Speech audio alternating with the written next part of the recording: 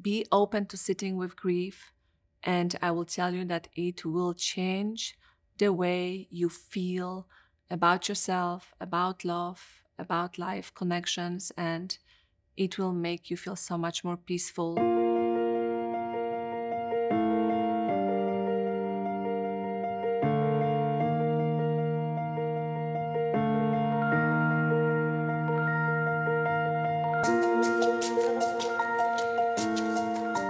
Welcome back to Deeply Connected with Ludmila Woodruff.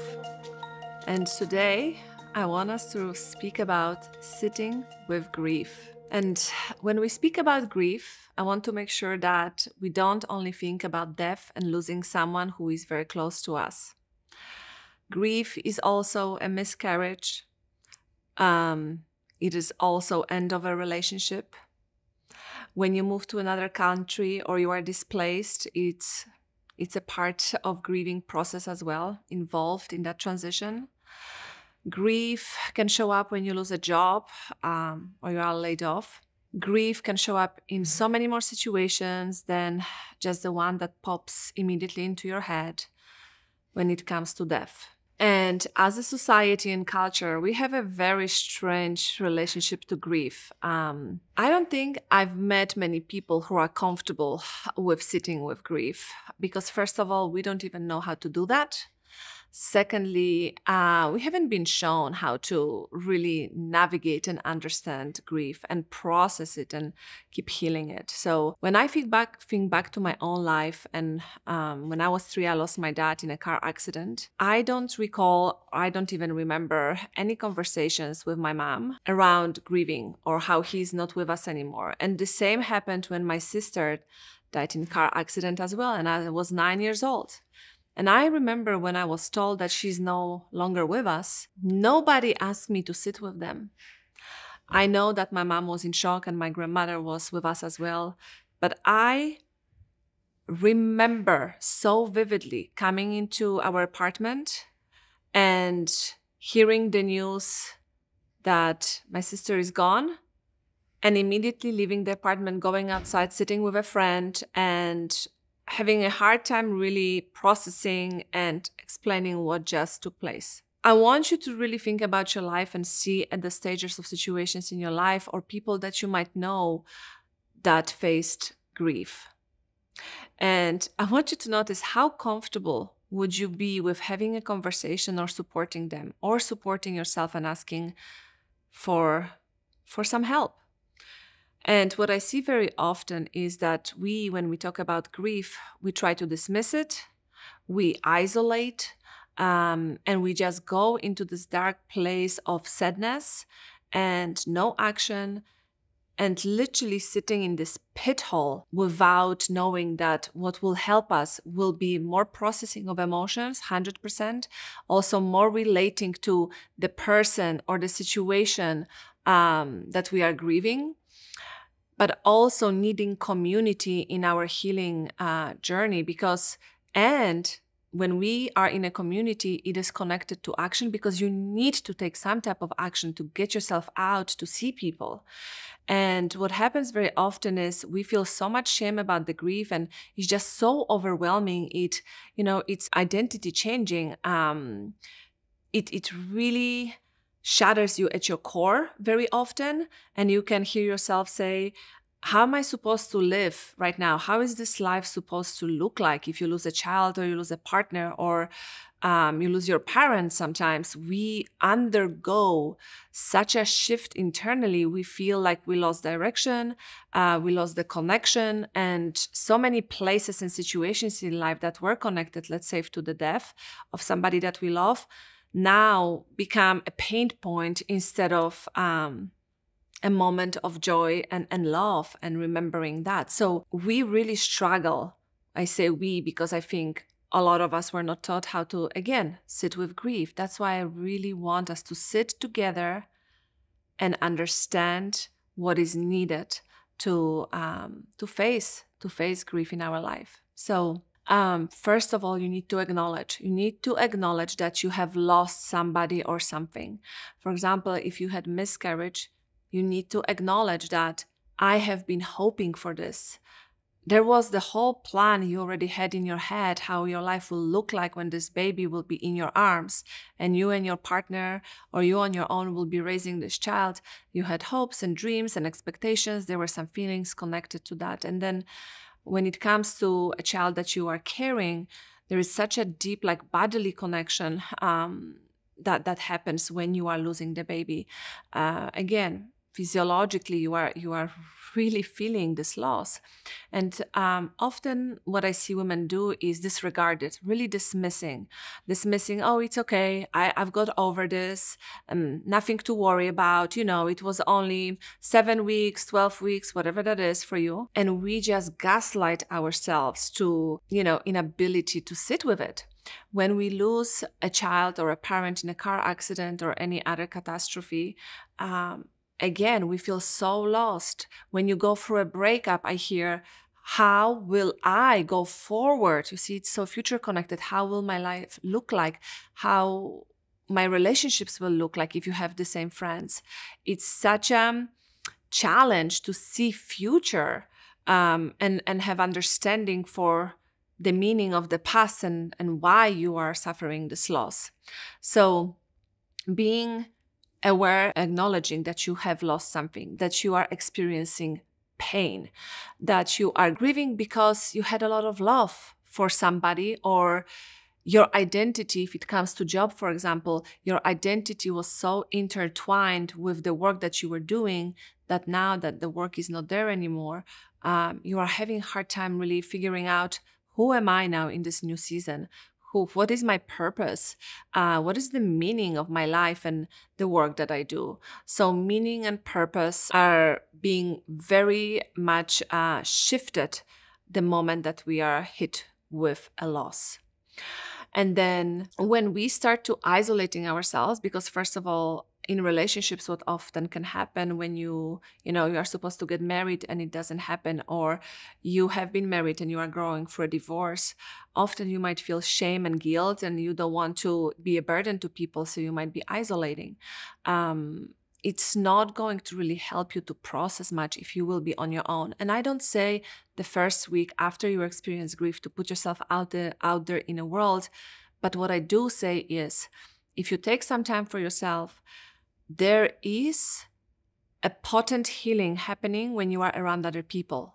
When you call your friend and you go on a walk and you have a conversation, you are healing. You are remembering that person and you are honoring them. Or if we talk about divorce or separation and a breakup, there is some healing happening when you just process with a friend or with a therapist or a coach, and you can have a conversation. If you are in a community of different people and you can share your experience, we have different types of communities. If you belong to church, maybe your church has some gatherings, or if within your friends you have communities of people who do yoga or meditation, just people that are part of your life, share. Meaning not share that that's the only conversation that happens, but you can share, if you lost a child, I miss having those experiences with them. I miss having that life with them. I remember how joyful and powerful this person was. I remember how this person loved me so deeply. And I'm just sitting with this depth of sadness and loss that I won't have this experience anymore. And again, what happens is, that's what happened for me. And if you do research, you can read about this, that logically we understand that this person is gone, but emotionally we are not catching up yet. So there is this war between, if I only did this, or if we haven't done that, for example, something else would have happened and we would have another result and this loss wouldn't be here and I wouldn't be in this pain. But let me tell you, when we have this type of conversation, if I only did something else, or this is all my fault, it's not really helping you in any healing, because you are not really processing the grief. The grief is really the desire and wanting for connection that is lost. It comes from love and acknowledging the pure pain of that, right? If you lost a baby, and acknowledging that shattered my heart, I feel so lost. I don't know what the next thing in my life will be and how will I ever get over it, is very different than going to the past and trying to have this imaginary conversation about if I only did this and if I only did that, because that is not healing. That will keep you stuck in this process of just recycling your thoughts and your pain that has no purpose there. The purpose for you is to be with the grief.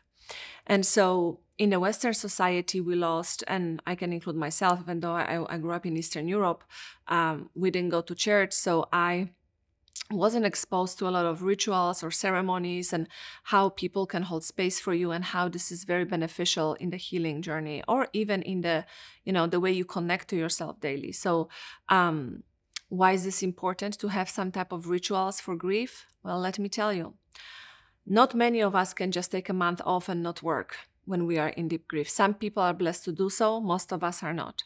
So how can I hold that space without losing my business or losing my job in the process? So from my own situation, I will share. When the war in Ukraine started, I was still working, seeing my clients, and but I had a lot of pain coming out for me. So I had to create rituals, meaning saying, this is the space in which I will process whatever feeling will show up, and this is how much time I give it. So I would put 20 minutes in the morning and 30 minutes in the evening, and I would literally go into the waves that would come over me, because I think a lot of us feel like, there are so many books on grief and how many stages you go through, but not everybody goes through those stages. This is not a linear process. There is no timeline on this. And I want you to be very careful, because you can hear yourself say, when is this over? I've grieved enough. I am ready to feel better. And this is not very supportive, because there is no timeline for you. This is a personal process.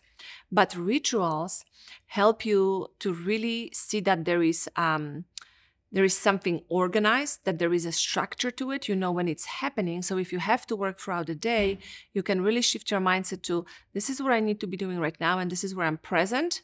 And I know that I've created space, time, for myself to really be with what happens. For example, one night, out of nowhere, last year, I felt this wave of grief coming over me. And I think Russia bombed Ukraine with one of those civilian buildings, and it really activated me.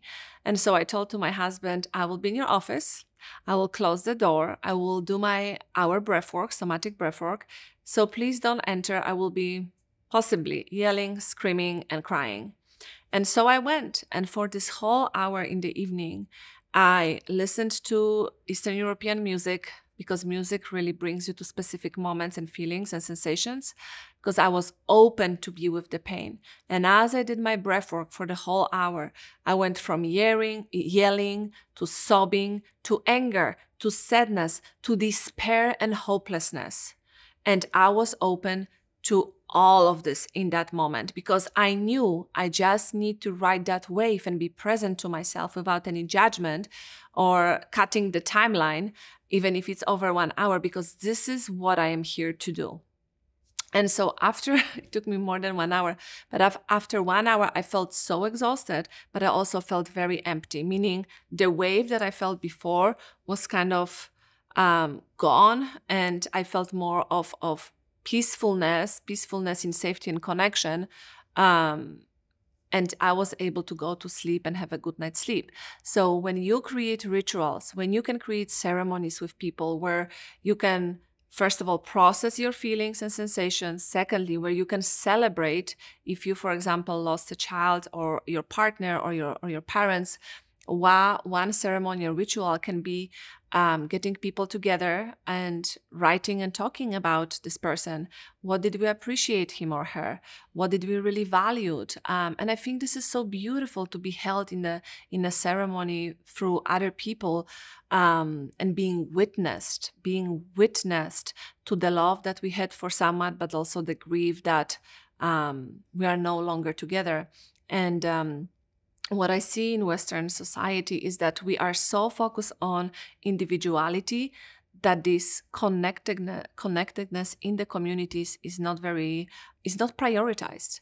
But it is also, again, a very important element of us healing and becoming this next version of ourselves as we are on the journey of figuring it out, because everything else feels so hopeless, that you need that support. You need to be able to lean on people. By the way, you also can tell people what you would wish to receive and what is too much. Setting boundaries when you are grieving is very important. And I know it can be challenging when people try to support you, but you have to be really true to yourself and honest. This feels great. This feels like it's too much. Ask me about how it feels. Don't tell me how it feels. You could have lost a parent and I lost a parent, but our experience can be very, very different.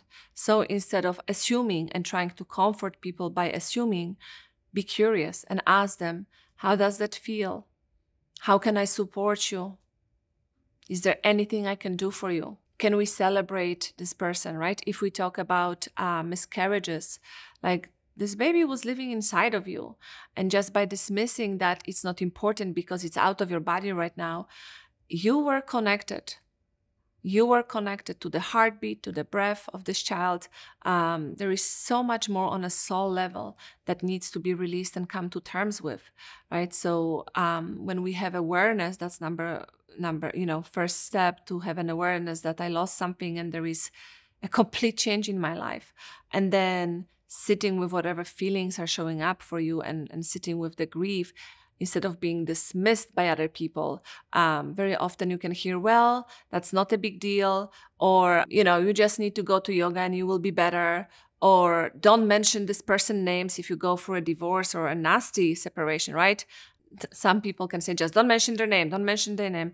You have to be able to grieve that, whatever that was. You might grieve a part of you that attracted that relationship, that lived with this person for years. And then you realize, wow, we are not compatible because possibly it was a trauma bond, right? So you have to be able to grieve that part of you that chose him, that part of you that appreciated some things about him. And I will say one thing. There are always some things we appreciate about the people that we've been with, even if we separate or, we have a breakup. So what are the things that we can find that we can still celebrate about ourselves and that relationship, if that's what would be supportive for you? So ceremonies and rituals are very important. If you don't know how it can look like, you can come up with your own. There is no right or wrong way to do it. You can ask your friend, what would be a great way to celebrate this person? Or what would be a great way to really put an end on this career or this business? It's almost like a rite of passage, Some people change their businesses after 20 years of doing this thing and they don't feel in alignment with the mission anymore. What is the ritual? What is the gratitude that we can bring into the situation? And how can we celebrate what was great and also acknowledge what was painful and why we are ready for the next steps? But just understanding that the despair, the hopelessness, the rage sometimes, and the anger that can come out, especially when it comes to death and divorces. And if you even were with a company for a long time and you are, laid off, there is this is not right. This is not right. It's this righteousness within you can show up, and in relationships, it can look like, I have done so much for you and now I'm so angry. I've been used and I've sacrificed so much. When you lose a loved one to death, it can be, how can you allow that, right? If you believe in higher power, that doesn't make any sense. I'm so confused. Again, the purpose and meaning of life is gone. So understanding that different types of emotions will be showing up for you in this process as you keep navigating how to pull yourself out of this desperate way of being, without judgment, without demanding, and also having the ability to ask for what you need in the process of healing. So I will tell you that I don't remember any way that we have, had any celebratory, let's say celebrations or rituals. When my sister passed away, it was very much survival. And I think a lot of us go into survival mode. We used to go very much to cemetery every month, kind of to connect. In some European culture, what people do, they take food and they take drinks and they kind of have a meal with the person that is there. And so there are ways of celebrating and connecting I didn't have much of that besides the regular, let's go to cemetery and let's spend a few minutes there. So I had to find my own ways of connecting to my father and my sister in my adulthood life, and really choosing, how do I want to remember them? Am I able to speak to them? Like right now I have this habit of, when I'm feeling a certain way, I literally start talking to my dad, and I believe he can hear me. When 10 years ago, I would literally say, he's dead, there is nothing I can do, and I feel so hopeless. So I found ways of connecting, looking at pictures, writing and journaling about how I'm feeling and how I'm connecting to him, even though he's not here. About my sister, the same. Like, what do I remember? How can I bring their memories back in a way that doesn't make me feel like I'm depressed right now? And by the way, for some people, they will always feel this emptiness in them when you lose someone. And if that's you and you are doing all the work, don't think there is something wrong with you.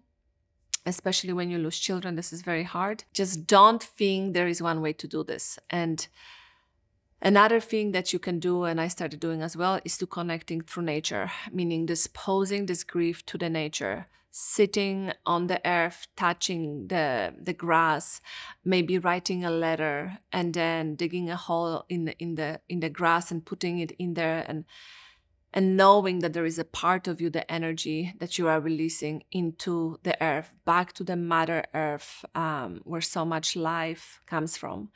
That's one way, again, of releasing and playing with different senses, but also with your emotions and the letting go. In some way, we are letting go of what was, letting go of the pain, coming to terms and acceptance. Acceptance is, if we don't accept what happened, even if we sometimes don't understand, some of you will find meaning.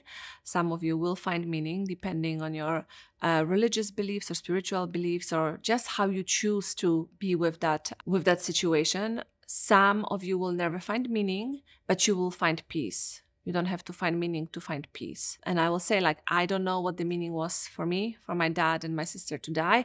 I can see some points that led me to, if my dad was alive, maybe I would never leave Poland and I wouldn't be here in front of the camera talking to you. But I don't know if that's the meaning of my father's death. And so we get to choose how we relate and understand and give meaning. We get to choose to forgive for what happened.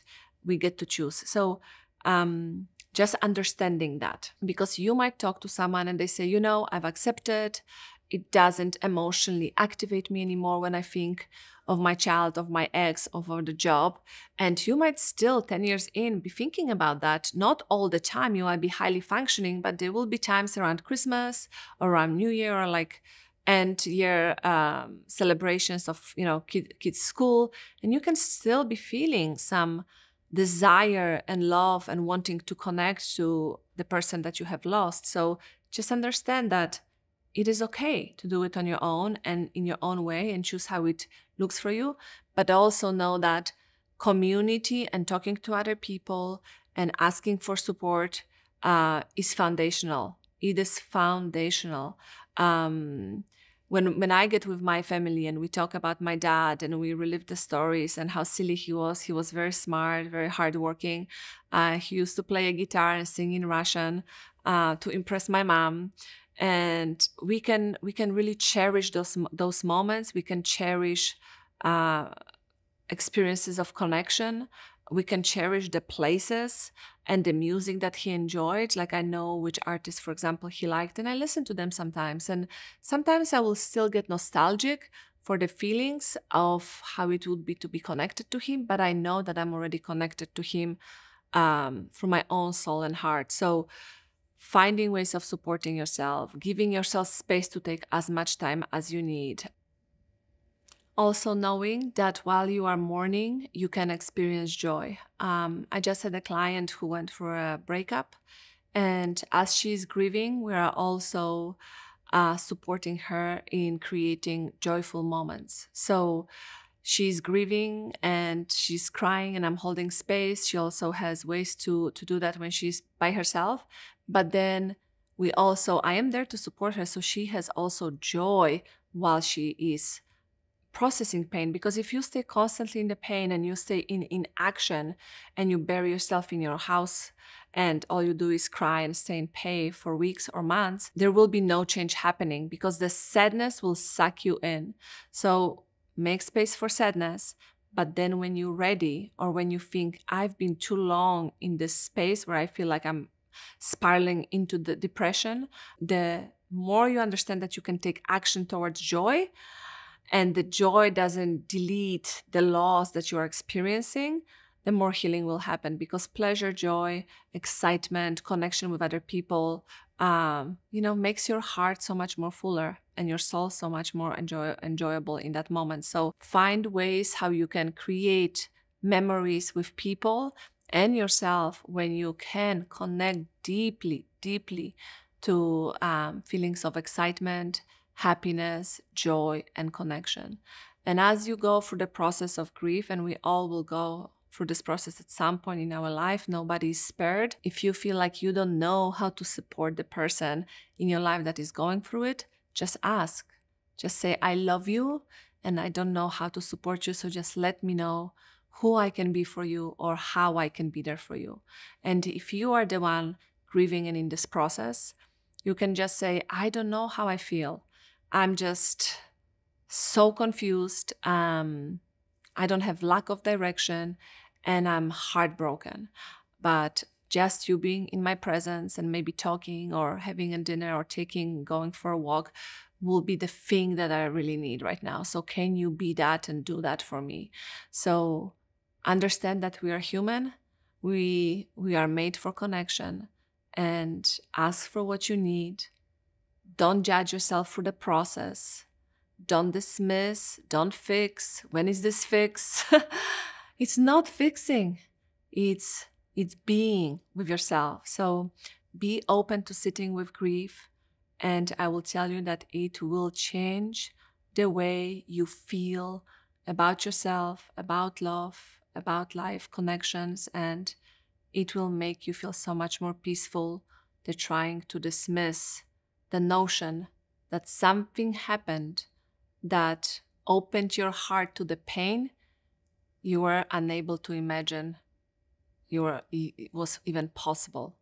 So with this, I see you, I hold space, and take all the time you need. And may we all stay deeply connected to ourselves and those around us.